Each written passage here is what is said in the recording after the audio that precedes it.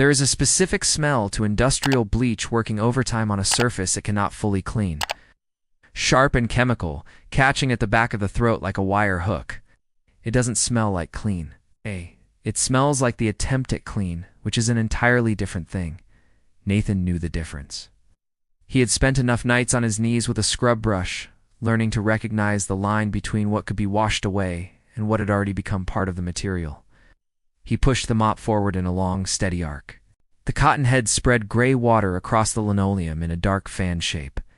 He pulled it back. He pushed it forward again. Push, sweep, ring, repeat. The motion had its own rhythm, its own reliable frequency. It was the thing that kept his mind from wandering backward into places it had no business. Visiting at 10:40 on a Wednesday night. His right knee clicked on every forward push. A dry, hollow sound, barely louder than the squeak of the mop handle in his palm. He had stopped noticing it years ago, the way you stop noticing the sound of traffic outside a window you sleep near every night. The ache in his lower back was different. That one he noticed, because it had an opinion about the weather, about cold floors, about the particular damp chill that came through the cinder block walls of a converted warehouse in November. There was a fragment of shrapnel in there, about the size and shape of a fingernail clipping, sitting against the muscle in a location the surgeons at Landstuhl had determined was safer to leave than to remove. It had been there for 21 years. Nathan had made his peace with it the way you make peace with a house guest who has no intention of leaving. The gym was called Forge Street MMA and Conditioning. It occupied a building that had once been a machine parts warehouse, and it still smelled faintly of cutting oil beneath the layers of chalk dust. Wintergreen liniment, and the particular sour warmth of bodies working hard in an enclosed space. The ceiling was high and industrial, crisscrossed with exposed ductwork and strung with heavy bag chains. The cage at the center of the main floor was a proper professional octagon, 8-sided, with black vinyl padding on the posts and chain-link walls that had absorbed years of impact and carried the evidence of it in small rust blooms at the connection points. To the people who trained here, Nathan was part of the architecture. He was 59, lean in the way that men who have never stopped moving tend to be lean. With large, rough hands and a face that had been worked on by time and sun and things that were harder to categorize. His hair had gone mostly gray, thinning at the crown. He wore the same thing every shift, faded canvas work pants, a gray thermal shirt under a canvas jacket, and steel-toed work boots resoled twice already. He moved through the gym quietly, working around the fighters and coaches and heavy bag enthusiasts with the practiced invisibility of someone who had spent a long time learning not to be noticed. That invisibility was not accidental. If you were not seen, you were not a target. If you were not a target, you did not have to make decisions that cost other people something. Nathan had made enough of those decisions for one lifetime. He was done making them. He was a janitor, cleaned floors, he emptied buckets, sprayed disinfectant on the vinyl padding, and scrubbed the mineral deposits from the shower drains, and refilled the paper towel dispensers in the locker rooms. He did these things carefully, without complaint, and asked for nothing except to be left alone with the metronome of push, sweep, ring, repeat. He had almost achieved this. Then Old.A had turned pro. Blake was 23 years old, undefeated across 9 amateur bouts, carrying a sponsorship deal from a supplement brand and a feature in the regional MMA press, calling him one of the most promising young middleweights in the state. He was built like something engineered specifically to occupy space aggressively broad through the shoulders, thick in the neck, hands wrapped and calloused against heavy bags since he was 13. He was fast. He was technically sound. His wrestling was legitimate, and whoever had coached his striking had clearly put real years into him. He was also the cruelest person in the building, which was an achievement in an environment that tended to attract people who genuinely enjoyed controlled violence. The cruelty wasn't dramatic. It didn't announce itself. It ran in the register of casual habitual contempt, the kind practiced so long it no longer required conscious effort. Started the first week of November, 3 weeks ahead of Blake's professional debut. Nathan was mopping the hallway outside the locker rooms when Blake came through with his 2 training partners, heavy-set young men, named Dario and Cole, who orbited Blake the way certain moons orbit a planet, sustained entirely by its gravity, carrying no light of their own. "Move it," Blake said, not to anyone in particular, not even looking at Nathan, just projecting the expectation that the hallway would clear itself on his approach. the way corridors clear for people who have never once been told they're required to wait. Nathan pulled the mop aside and stepped back against the wall. Blake walked through without slowing down. His shoulder caught Nathan's as he passed. Not hard, not violent. Just the casual assertion of a body that had decided another body wasn't worth navigating around. Nathan's hand tightened on the mop handle. The wood was smooth from years of use, worn to a particular friction against his palm. His index finger moved instinctively, muscle memory searching for a trigger guard that hadn't existed under his hand for nearly 2 decades. His eyes tracked upward and fixed briefly on the back of Blake's neck, calculating angles with the automatic, unwelcome precision of a system that had never fully gone offline. He released the breath he'd been holding. He moved the mop back into the hallway. "Sorry, Nathan," said to the empty corridor. His voice was low and rough, the voice of a man who didn't use it much. Over the following 2 weeks, the dynamic established itself the way these things always do, through repetition and the total absence of consequence. Blake was cutting weight for the debut, dropping from a natural 190 down to the 179 middleweight limit through a regimen of calorie restriction and fluid manipulation that left him perpetually irritable in the specific, dangerous way of a person whose body is consuming itself for fuel. He needed somewhere to put that irritability. Nathan was available and didn't fight back, which made him ideal. If Nathan had just finished mopping a section of floor near the weight racks, Blake would drag a chalk-coated plate across the rubber matting and leave a pale smear across the clean surface.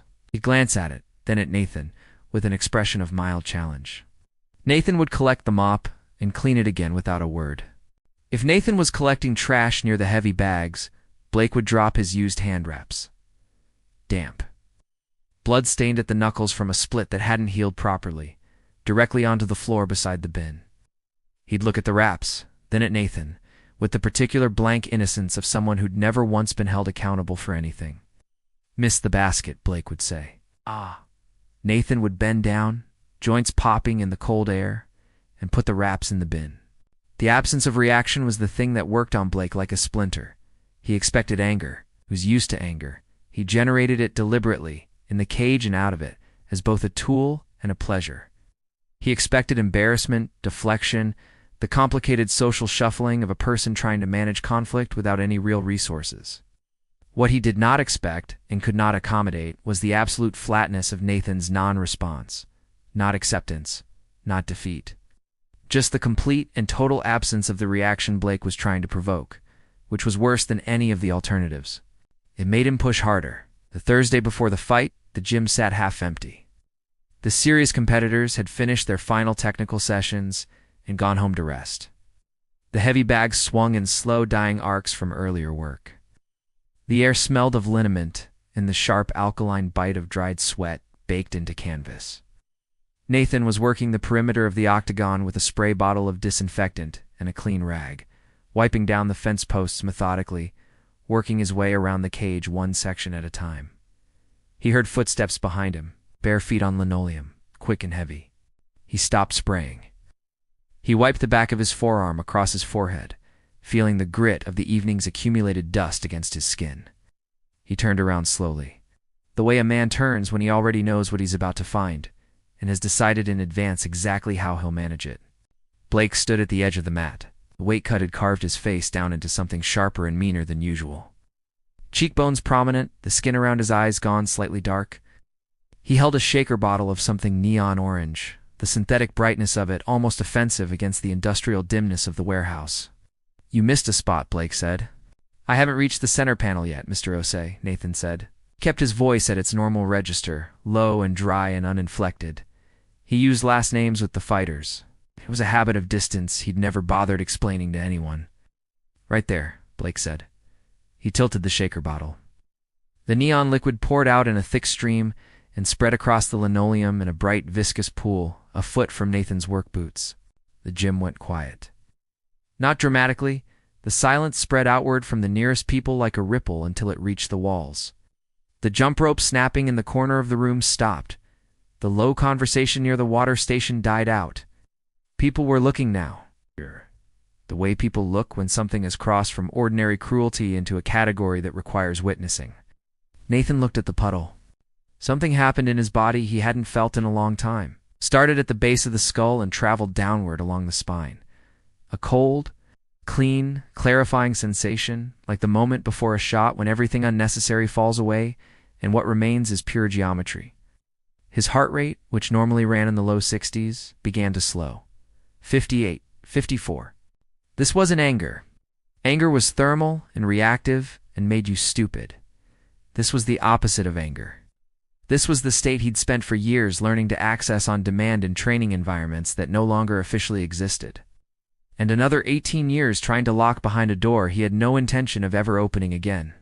He looked at Blake's center of mass, solar plexus, weight distribution, the slight involuntary tremor in his obliques that came from 3 weeks of inadequate caloric intake. His nervous system was running on reserves. It would take one precise strike to the trachea, delivered with the heel of an open hand at an upward angle, to collapse the airway, less than 2 seconds from a standing position. Nathan had done the math on this exact geometry before, in a different context, and the numbers hadn't changed. He did not move. The silence stretched. Blake shifted his weight. He was used to people folding under the pressure of his attention. He was used to the visible signs of submission, the averted eyes, the mumbled justification, the hurried compliance. Nathan was doing none of those things.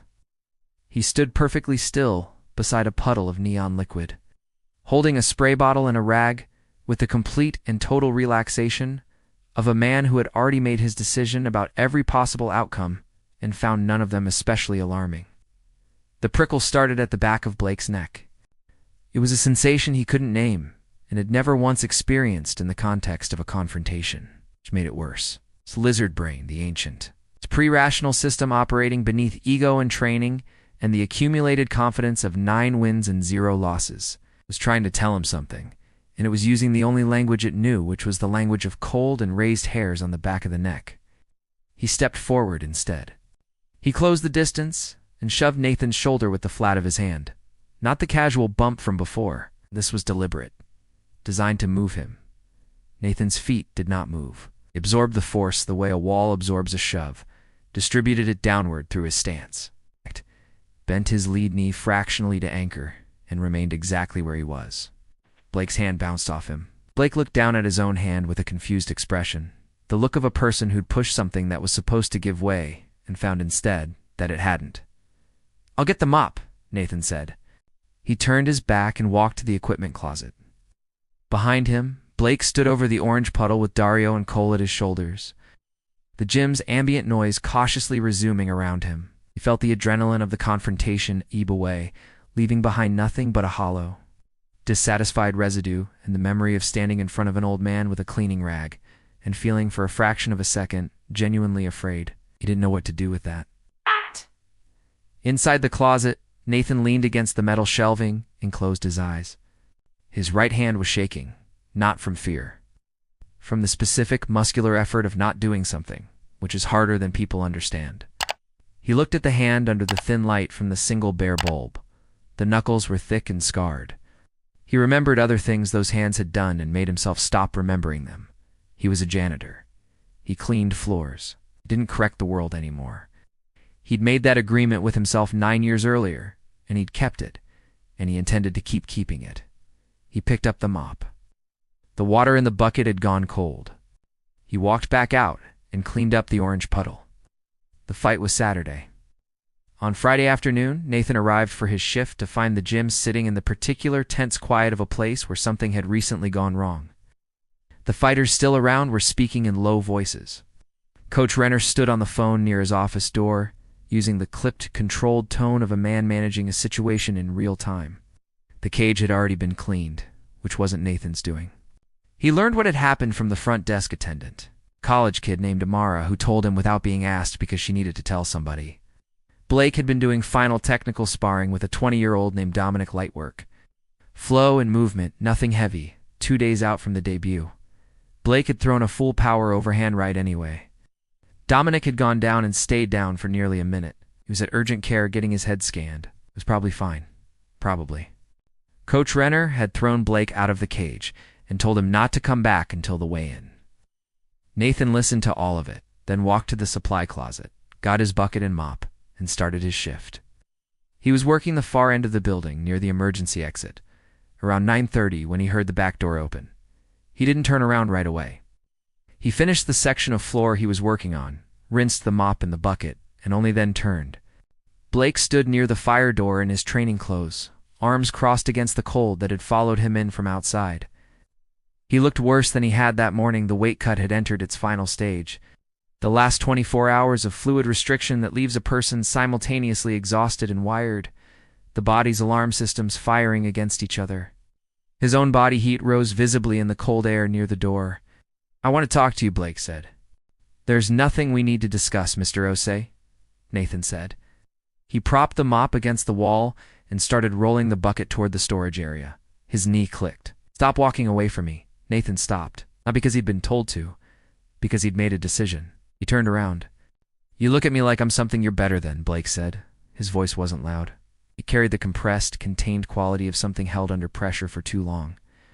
"You stand there with your mop and your bucket and your little name thing, Mr. Old.A," very respectful, "and you look at me like I'm a problem you already solved a long time ago?" "I look at the floor," Nathan said. "That's what I'm paid for. You think I don't see it?" Nathan said nothing.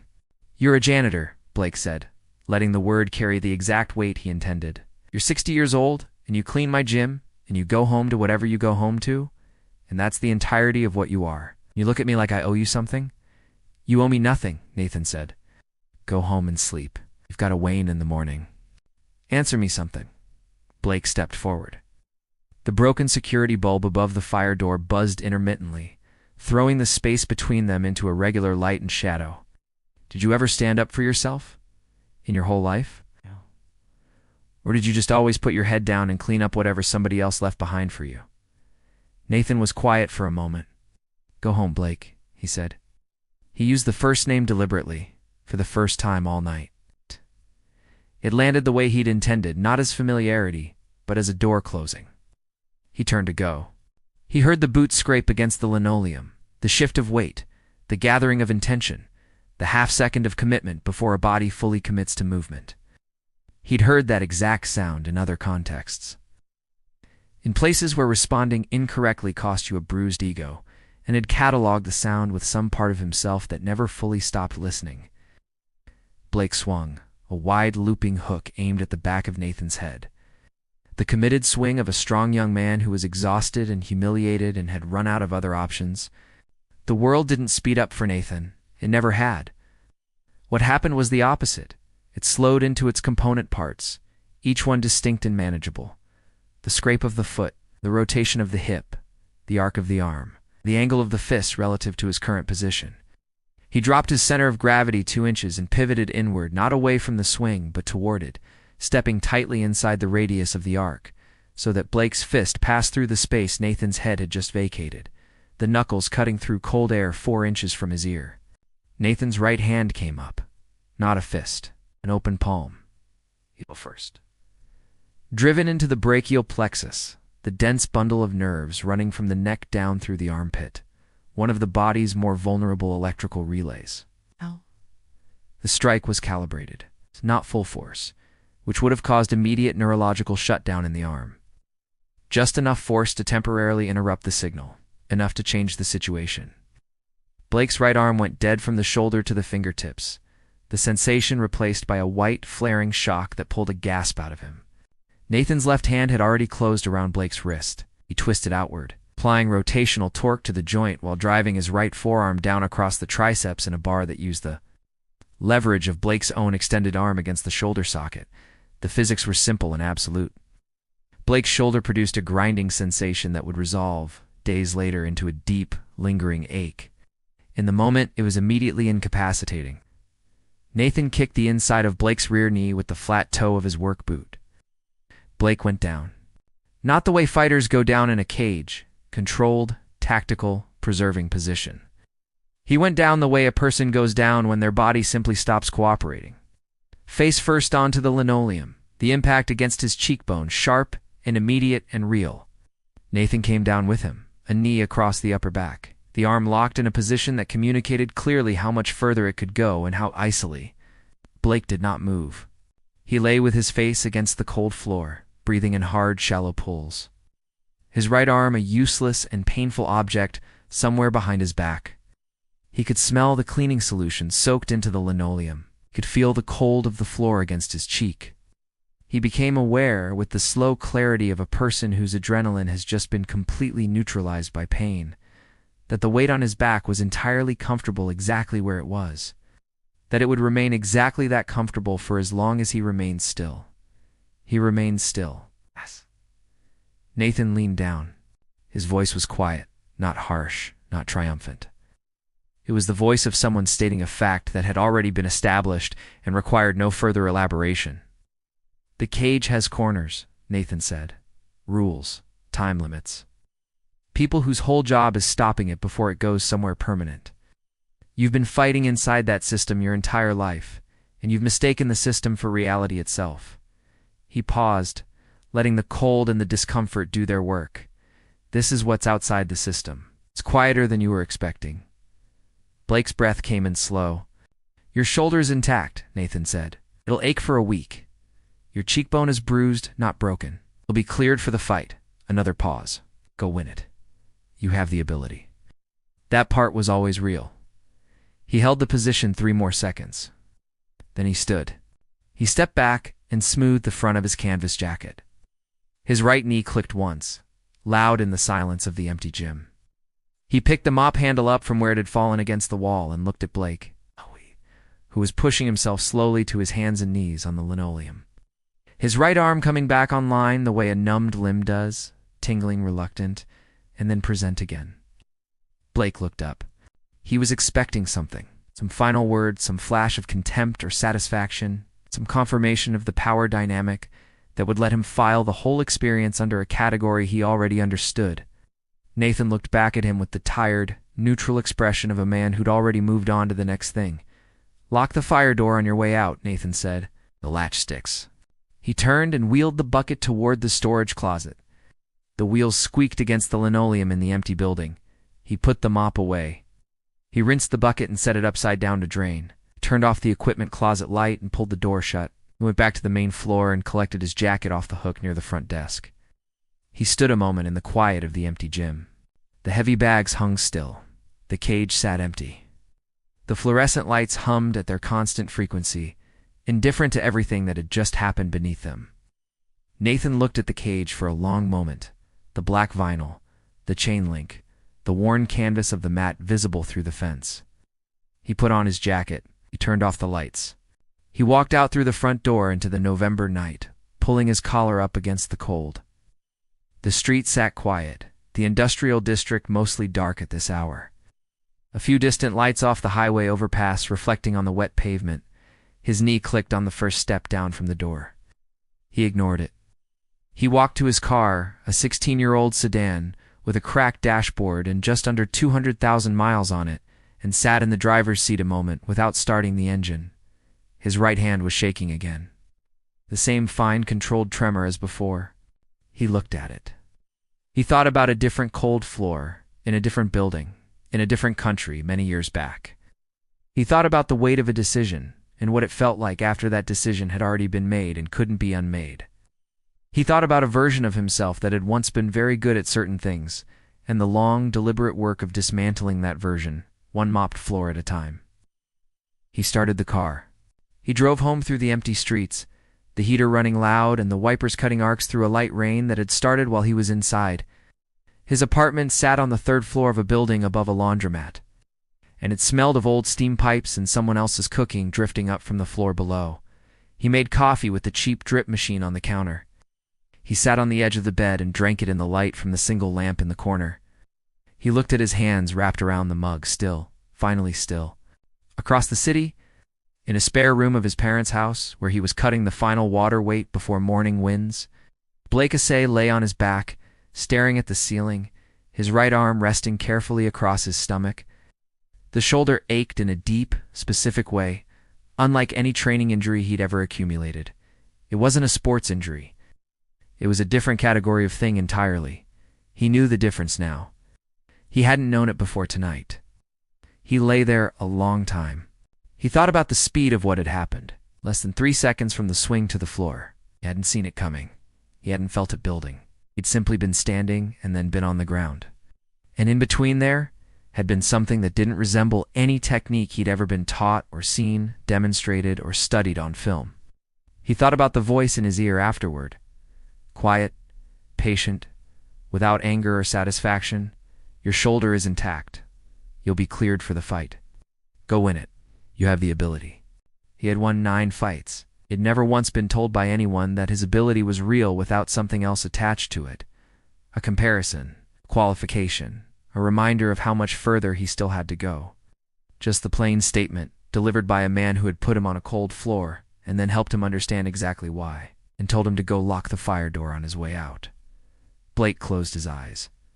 He did not sleep for a long time, but when he finally did, his hands were unclenched.